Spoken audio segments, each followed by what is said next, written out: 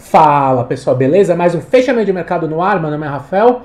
Ibovespa, né, encerrando o dia aí com uma queda de 2,2%, dólar subindo 1,7%. E por quê que a gente teve essa virada, né, do mercado? A gente vem de 3 dias de alta, acima dos 110 mil pontos. A gente está encerrando exatamente nesse ponto que vai ser fundamental no curtíssimo prazo, a gente vai falar mais sobre isso. Lá fora o S&P na ligeira queda de 0,5%, né? O que aconteceu? O presidente do Banco Central, Roberto Campos Neto, ele fez uma entrevista ontem à noite, né, num evento lá do Valor, e mudou bastante, não mudou bastante, né, mas ele ressaltou um lado do Copom que o mercado tinha esquecido, né? Foi mais ou menos o mesmo movimento que o Powell fez lá nos Estados Unidos, que o Jerome Powell fez lá nos Estados Unidos. Foi o seguinte, né? Nesse caso, né, o Jerome Powell, dos dois casos, vinha com um discurso que a gente chama de dovish, que é um discurso política monetária expansionista, ou corte de juros, ou interrupção do ciclo de alta de juros. No caso dos dois, né, do Brasil e Estados Unidos, a gente está em busca do fim do ciclo de juros, entender onde vai virar a curva, né? E reverteu esse cenário, né? Trouxe uma fala mais hawkish, seria de aperto monetário, que no caso, né, nos dois casos, seria a manutenção, né, do aumento de juros ou juros altos por mais tempo, né, no nível alto por mais tempo, em vista de fatores econômicos como o caso da inflação. E aí, a gente teve esse mesmo efeito aqui no Brasil com essa fala do Roberto Campos Neto. E aí, para a gente entender tudo isso, eu vou revisitar o que a gente sempre falou aqui no fechamento, lá quando eu estava na Clear, quando eu estou aqui no Põe no Bolso, e foi, né, um dos principais movimentos que a gente fez no ano passado, que evitou uma queda forte da carteira, a gente conseguiu sair bem do mercado perto das máximas, que é a questão da curva de juros. É o que eu sempre falo para vocês. Não adianta a gente olhar o micro sem olhar o macro, né? Você pode falar, mas no longo prazo, não sei o que, talvez no mercado desenvolvido, né, que você tem lá nos Estados Unidos, na Europa, agora nem tanto, né, mas juros sempre baixos, inflação controlada, crescimento estável, né, não tem muita distorção macroeconômica. Agora, você está no país subdesenvolvido, não, país em desenvolvimento, né, que seria o Brasil, cara, se você não olhar o macro, não olhar a relação de risco, não olhar a relação de custo de oportunidade de estar na renda fixa e estar na renda variável, você vai simplesmente pegar um modelo de renda variável que funciona muito bem para país desenvolvido, nos Estados Unidos da vida, replicar aqui para o nosso querido Brasil e se dá muito mal, né? Por quê? Porque você sempre vai achar que vai estar barato, que não sei o quê, que não sei o quê, não sei o quê, não sei o quê, e você não entende o custo de oportunidade, né? Se você não pensar nisso, e assim, por incrível que pareça, né, pessoas aí que caramba, que gabaritadas, né, pessoa que gestão de fundo, essas coisas, às vezes parece que esquece disso, né? Lê muito, né? É importante você ter a literatura em dia, mas você tem que adaptar essa literatura que você aprendeu de Markowitz, né, no mercado adequado, né? É muito importante isso, né? Então, a curva de juros é algo extremamente importante na relação de risco-retorno no mercado de renda fixa e renda variável. Ponto. Isso a gente fala bastante. O mercado saiu do 98 mil até os 114 mil, lá finalzinho, nos últimos pregões de julho e agosto inteiro, por 3 motivos básicos, né? Expectativa do fim do ciclo de alta de juros, como foi sinalizado pelo Copom, né, na reunião lá do comecinho de agosto, queda da expectativa de inflação pelo mercado, que essa começou no finalzinho de julho. Esses dois fatores, eles combinados, eles ajudam o quê? A queda da curva de juros e elevar o potencial de valorização das ações. E aí a gente tem esse componente que eleva o potencial de valorizações das ações, que reduz o risco, né? Curva de juros caindo. E os múltiplos atrativos, então a gente tem, nesse preço tem valor, então o preço é muito importante para determinar valor, aí você teve esse movimento de alta no mercado. Basicamente foi por isso. Né? Então, essa combinação levou o mercado a esse movimento de alta. Aí chegamos a 114 mil pontos, tal. Algumas dúvidas com relação à parte de expectativa de inflação, porque o setor de serviços ainda está bem pesado, tal. Só que, o que o mercado estava colocando na curva, e vinha colocando, né? Ainda tem na curva, que mesmo com esse cenário de inflação de serviços pressionado, o Banco Central já vinha demonstrando uma certa tranquilidade com a questão de aumento de juros. Né? Porque é uma coisa que a gente sempre tem que pensar.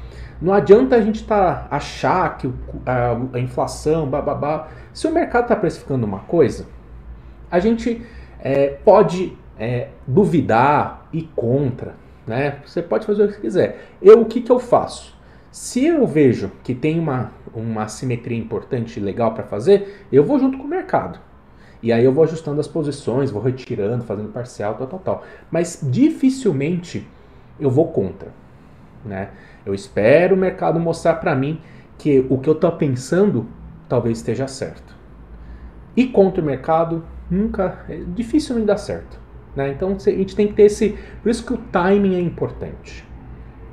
Pelo menos, eu gasto bastante tempo da minha vida estudando isso, né? Entendendo o cenário macro, enfim. Bom, ponto.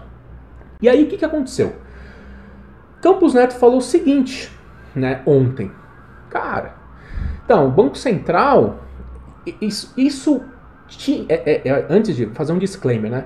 Se você ler a ata do Copom, e eu até mesmo o comunicado, tinha esse componente de que a inflação ainda é um perigo e que há espaço para um aumento de juros residual, tanto que foi dito isso. Mas o que o mercado leu com muito mais ênfase? A possibilidade do fim do ciclo de juros. E também não podemos esquecer que naquele momento a curva de juros estava exagerada. Estava projetando aumento de juros assim. Lembra que tinha pré batendo 15%, que a gente falou para tomar pré a 15%? 14%, 15%, tinha um exagero na curva. Né? Então o mercado corrigiu isso. E aí corrigiu para o exagero de projetar até queda para os juros no final do ano que vem. Né? Então, o que ele falou que mudou, que interrompeu esse movimento de queda de juros e que trouxe esse movimento de baixo para o Ibovespa? Falou o seguinte, pessoal, olha, a gente quer interromper o ciclo de juros? Queremos. Com certeza. Mas a inflação ainda está pegando. Não dá para tirar o olho, né, não dá para negligenciar, né, a situação da alta dos preços, em especial lá dos serviços.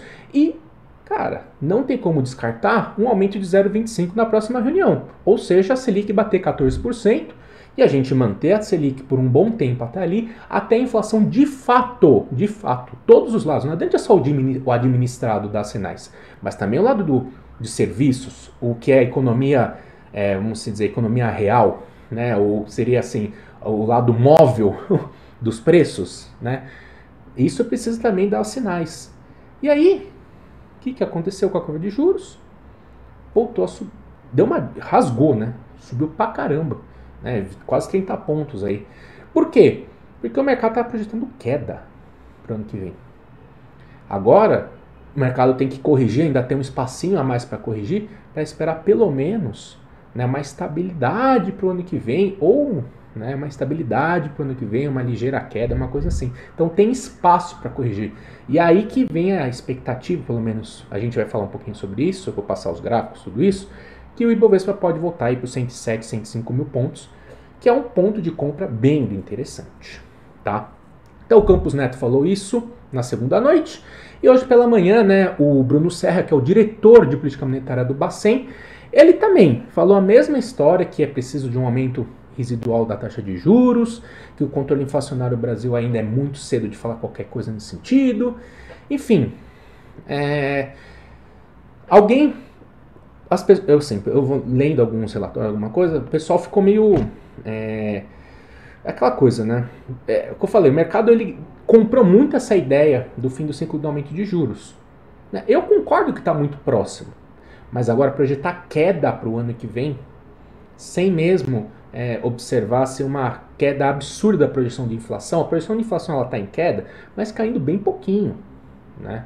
Então, teve um exagero para cima, né? O mercado é assim, exagero para cima, exagero para baixo, agora vai encontrar um ponto comum, acredito. A gente pode chegar aí nesses 107, 105 mil pontos e abrir novas oportunidades de compra. Tranquilo? Beleza? Então, basicamente é isso que aconteceu. É uma reversão da expectativa de juros, como aconteceu nos Estados Unidos no finalzinho do mês... no finalzinho do mês passado, né? Mesma situação. Tranquilo? Então, vamos fazer o seguinte, vou colocar um gráfico aqui para vocês darem uma olhada e a gente entender um pouco melhor essa relação. Aqui, pessoal, esse gráfico, isso aqui é o DI, tá? O DI 24, que é o mais curto, e esse aqui é o Ibovespa, tá? Isso aqui foi salvação não, é uma coisa que eu venho, sempre olho, né? A vida inteira eu olhei isso aqui, não é novidade para mim, mas foi um dos principais motivos, né?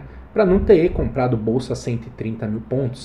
Lembra quando em maio, junho do ano passado, de 2021, que a bolsa vai para 160 mil pontos, é a oportunidade da década, não sei o que lá. E olha como estava o DI, comportamento dos juros, né? Então aqui foi um ponto muito importante para a gente, lá no Infotrade, né? De fazer diversas parciais, migrar para operações de renda fixa, aqui a gente já estava migrando, tá? E proteger a carteira. Porque o risco-retorno, com o potencial de alta que tinha de juros, com certeza o risco-retorno não estava interessante. Tá? E aí a gente pode observar que quando a taxa de juros, a expectativa de juros sobe, a bolsa cai. Quando ela cai, a bolsa reage. E assim sucessivamente. E aí a gente teve isso aqui. A gente atingiu o pico lá dos 14%, 15%. Lembra que eu falei para vocês? Que aqui estava um exagero mesmo. Né? E aí... o mercado fez o fundo dele, por aqui. Quando começou a reverter a curva por conta da expectativa de inflação, tudo isso, a bolsa rasgou. E agora a gente tem aqui. O que eu acho? Né? DI está em 13. Né? Ainda, se você colocar, ele projeta se ele vai chegar em 14. Eu acredito, né, que... se a expectativa de inflação no nível atual, que estava batendo 13%, eu acho difícil fechar ano que vem a 13%, né, que é o que estava projetando. Mas se você colocar um 13,5%, 13, né, 13,50%, 13, na metade do 13 aí, 13,5%, que seria mais ou menos 13,5%, 13,75%, eu acho que é bem justo pensar nisso. Né? Pensar nisso para o final do ano que vem. Só se a expectativa de inflação cair muito nos próximos relatórios de inflação, isso tiver é que o IPCA está bem contaminado, né? A gente tem que olhar o IPCA mais para a parte de serviços. Se a parte de serviços começar a cair bastante, aí eu concordo. Selic a 13% ano que vem é factível. Mas nos níveis atuais que a gente está vendo a inflação, não acho que é tão factível assim. Então, acredito que tem um espaço não gigante. Não acho que vai voltar para 14%. Não acho que vai dar aquelas oportunidades de pré batendo 14%, 15%. Não acho que vai acontecer isso. Não acho. Mas tem um espacinho para corrigir essa distorção muito positiva do mercado. E o Ibovespa, por sua vez, voltar aqui para essa região dos 107, 105 mil pontos. Né? Fazer uma correção natural desse movimento de alta. Tá? Então, esse gráfico aqui... né? Cara, é ouro. Isso aqui é ouro. Né? Porque curva de juros ela é a principal referência de risco. E mercado, qualquer coisa de investimento, é risco-retorno. Então esse gráfico aqui é ouro. Aqui é a minha planilhinha de fundamento, tal, as coisinhas aqui maravilhosas. Enfim. Bom, vamos pro gráfico, né? Deu para entender, pessoal? Deu para entender, né? Qual que é a razão aí disso. A gente viu aqui, ó o juros subindo, rasgando aqui, né? rasgou aqui, ó, rasgou 30 pontos hoje, 28 pontos, é muita coisa mesmo, tá? Então eu acredito que tem subir mais uns 20, 30 pontos, acho que é bem justo, que abre espaço para essa correção para o mercado, beleza? Então, como a gente vinha falando, façam as parciais, tal, é bem importante fazer parcial nesse momento, tranquilo? Dá. Ibovespa tá fechando o dia, fechou o dia na verdade, né? Abaixo, não, nossa, forte, grande margem percentual, mas fechando abaixo da média móvel de 21, com volume acima da média na venda, tá? Então, o que a gente tem aqui? A gente tem um topo duplo, que tá aqui trabalhando esse topo duplo ainda, tá tentando, né? E agora a gente tem um pivô, ó, a gente tem um pivôzinho de baixo, junto com esse topo duplo aqui. Então tem um sinal de topo bem importante aqui no Ibovespa. A gente tem o OBV também voltando e o FR está no meio do caminho, tá? Então é muito mais price action. Se o mercado confirmar a perda da média móvel de 21, ou seja, encerrar amanhã o dia abaixo dos 109.348, aí a gente tem espaço para voltar aqui para esses 107, quem sabe os 105 mil pontos. Aqui é um ponto muito importante de compra. Por quê? Onda 1, onda 2, então uma onda 2 desse movimento de alta. Aqui a gente tem um suporte, né? Aqui foi suporte, foi resistência, rompeu essa resistência, então a gente tem um ponto de compra muito forte nesses 104 mil pontos, é um ponto aqui muito importante no mercado. Se perder esses 104 mil pontos, aí sim, a gente anula todo esse cenário de alta, aí vai fazer que nem esse movimento aqui, anula todo esse cenário de alta e a gente volta para os 100 mil, 98 mil pontos. Então assim, a ideia qual que é? Comprar por aqui, se perder, encerra as posições, porque aí o mercado volta a ganhar força de baixa no curtíssimo prazo. Não podemos esquecer que a gente tem essa perna de baixa ainda, que não foi anulada, né? Não conseguiu romper de fato 113, 114 mil pontos. Então, né, eu não acredito que vai voltar para cá, porque eu não vejo uma assimetria tão gigantesca. Eu não acho que a curva de juros vai voltar para 14, 14,5%, 15%. Né? Só se mudar tudo em relação ao que está acontecendo com a inflação. Só não acho que a inflação vai desacelerar tão rápido quanto está acontecendo, né? E que é só esse ajuste fino mesmo, tá? Para mim é compra ainda, 104 aí é compra com certeza, tranquilo, né? Os múltiplos estão bem interessantes. Para mim o mercado é comprador, tá? É compra, é pensar em compra nessa queda, tranquilo? Beleza? Dito tudo isso, né? Os destaques de queda de hoje. Banco do Brasil, assim, eu não vi nada. Ou eu perdi, eu posso ter perdido, né? Posso ter perdido alguma coisa em relação a estatal, enfim. Eu acredito muito que é aquela questão do risco retorno, né? O papel andou pra caramba, com essa virada da curva de juros, isso pode traz uma correção. O mercado sai atrás para fazer correção fazer parcial, zerar, fazer correção. E aí, se ele encerrar a semana, se encerrar a semana abaixo desse 40, tá vendo que tem né? A gente tem aqui um topo duplo, e com esse gap de baixa aqui, com volume acima da média, ficou feio, tá? Aqui, se subir é para pensar em zerar coisas, né? Não compraria por conta desse gap de baixa. Ficaria muito feliz se voltasse para R$37, tá? E Petrobras, a gente já vinha falando diversas vezes, né, dessa questão, né? Gap de baixa. Se perder essa média móvel de 21, faça sua parcial, tá? Encerrou o dia abaixo da média móvel de 21, né? Encerrou o dia abaixo desses R$32 e no outro dia deixou para trás a mínima, faça a sua parcial, beleza? Dos bancos, eu tô de olho nesse Banco do Brasil, em especial Itaú, né? Se voltar para esse 25, R$24, gosto bastante, beleza? Vale, aqui é o que a gente falou, a gente não acompanha na contratendência, vamos ficar de olho aqui. Se mostrar uma reação positiva por aqui, a gente pode tentar alguma coisa, né? Vamos ver como é que vai ser, beleza? Do resto dos papéis, os destaques de queda de hoje foram exatamente os papéis que andaram muito por conta dessa reversão da curva de juros.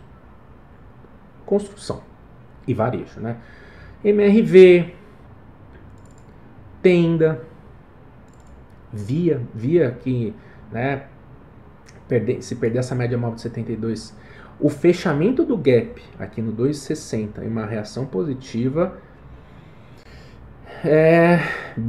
eu penso em colocar um pouquinho na carteira, né? Mesma coisa de Magazine Luiza, né? Se voltar aqui para esse 3,40 ou até R$3 mostrar uma reação positiva, colocar aí um pouquinho na carteira, não acho nada de errado, porque o risco retorno está bem interessante. Direcional, um papel que eu gostaria muito de colocar na carteira, não compraria aqui a R$13, mas se eventualmente voltar, é uma belíssima oportunidade. Olho em Cyrela, não aqui, né? Aqui nos R$14 a gente tem que ficar esperto em Cyrela para comprar, ficar esperto aí nesses níveis, tá? Que mais? Cadê?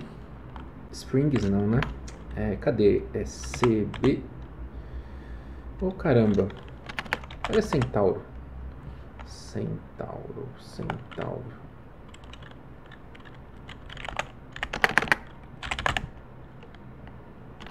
Sei lá onde tá minha Centauro. Enfim. Já que eu não achei. Esqueci do ticker. Lojas Renner, lembra? 24, R$23. Vamos em busca dessa oportunidade de compra. Se Vivara voltar para os 24, R$22, a gente vai em busca da compra. E mesma situação dos shoppings, tá?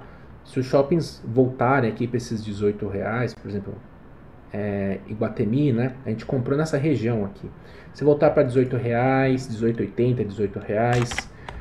Mesma coisa que Multiplan. Se voltar aqui para essa região, fechar esses gaps aqui nesses R$22,70, R$23, tem uma bela oportunidade para a gente entrar no papel. Beleza? Daqui, Vivit começou a dar uns sinais de reversão. Eu gosto de pensar em compra no papel aqui. Gosto bastante do ativo nesses níveis. Vem mostrando essa região de compra. Deixa fazer a onda 1, fazendo a onda 2. Gosto bastante de pensar em entrar no papel aqui. Se você quer comprar o papel por aqui mesmo, não quero esperar sinal nenhum, para mim R$41 é ponto? Pode ser. Eu preciso dar uma estudada um pouco, preciso entender um pouquinho melhor se R$41 tem um múltiplo interessante, o yield interessante, né, para dar essa resposta. E muita atenção, né, para Marco Polo nesse 2,50. Se mostrar um sinal de reversão por aqui, quero buscar uma compra, adicionar na carteira, né? Esses papéis com mais volatilidade, em vista, né, dessa possibilidade de, que eu falei, o mercado ainda está positivo, ainda tem um viés positivo aí no curtíssimo prazo. Beleza? Bom, o que mais que a gente teve de destaque negativo? Foi isso, destaque positivo. Dólar, né? A gente vai falar do dólar. E Suzano, né? Suzano, e reagiu. Eu falei, eu tô muito cético, não? Prefiro comprar Vale, não quero comprar papel celulose, não. Mas se você quiser comprar, o risco-retorno está bem interessante. Só não pode ficar abaixo desses R$43. E o destaque de alta de hoje também foi o dólar. Hoje o dólar foi muito bom hoje, né? Hoje foi muito legal operar dólar. Tá no ponto de resistência extremamente importante, que é de ser 280 com 290. Então aqui é um ponto de resistência forte. Se fechar a semana acima desse 290, tem espaço para ganhar um forte movimento de alta, né? Que aí vai se livrar dessas médias do diário, vai conseguir voltar acima da média móvel de 21 do semanal, e o grande desafio é o 500, né? Esse é o grande desafio. Então, só pegar aqui o ajuste de hoje, 269, justamente no dia 6 do 9, que beleza, 269. Mas olha, hoje foi um dia muito legal para operar. Deixa eu até colocar aqui 269,50. 269. Opa. Deixa eu subir aqui mais fácil, né? Aqui 50. Só para não esquecer, né? Amanhã é feriado aqui no Brasil, né? Não vai abrir, vai ter os ADRs. E, né, se você quiser acompanhar os ADRs, tudo isso, não deixe de conferir, né? Se você não me segue ainda lá no Rafa Investir, vá lá e siga no Rafa Investir. Beleza? Me siga lá. Tranquilo? Seguinte. Como a gente falou ontem, né, o ajuste estava aqui no 86, né? 85, 86. Ficou acima do 200. Ficou acima da abertura, é a compra. E hoje deu para trabalhar bem aqui, né? Essa comprinha aqui acima da abertura. Deu para trabalhar. Deu um encheção de saco aqui nessa segunda compra, né? Deu um stop, mas depois deu para ir comprando, fazendo parcial, comprando, fazendo parcial. Aí andou, aí deu para carregar bem. Deu para ir muito bem hoje, né? Na abertura, essa compra do dólar deu muito certo. Tá, no diário, estamos numa resistência importante. Estamos com uma alta aí próxima, né, 1,7%, então uma alta expressiva, né, para uma moeda. Estamos encerrando o dia muito próximo desse topo, desse 80,75, que é onde tem bastante lote. Se, né, na quinta-feira abrir perdendo o ajuste, é uma venda linda para ser feita, porque o setup está vendido, a gente está numa região de resistência do diário e também numa região de resistência aqui do Valuap. Tá? Então, essa é a ideia principal. O que é compra para o dólar? Se abrir rasgando, né, o 90, chegar no bola e fazer pullback. Aí é compra. Beleza? Tá? Aqui é buscar venda. Aqui é buscar venda, em especial abaixo do ajuste. Aí abaixo do ajuste é buscar venda. Aí se abrir no 80, 79 e devolver, vende. Vende, tá? Vende. É venda, tá? É essa a ideia para quinta-feira pro day trade de dólar. Tranquilo? Beleza? Bom, pessoal, então é isso. E queria agradecer muito, muito cada um que respondeu o formulário. Muito obrigado mesmo. Vai ser, de fato, uma ajuda extremamente importante para a construção da comunidade. Tá? Então, nos moldes que eram do Infotrade. Muito obrigado mesmo. E vocês vão ajudar demais, porque o produto é para vocês. Afinal de contas, né, o produto é para vocês. Tranquilo, pessoal? Muito obrigado. Um ótimo feriado para você e até quinta-feira, né? Quinta-feira aqui no YouTube, mas amanhã, que eu falei para vocês, vou ter comentários sobre os ADRs lá no meu Instagram e também, né, agora eu voltei a fazer um comentário de abertura do mercado. Tudo isso você recebe lá no meu Instagram, Rafa Investir. Tamo junto!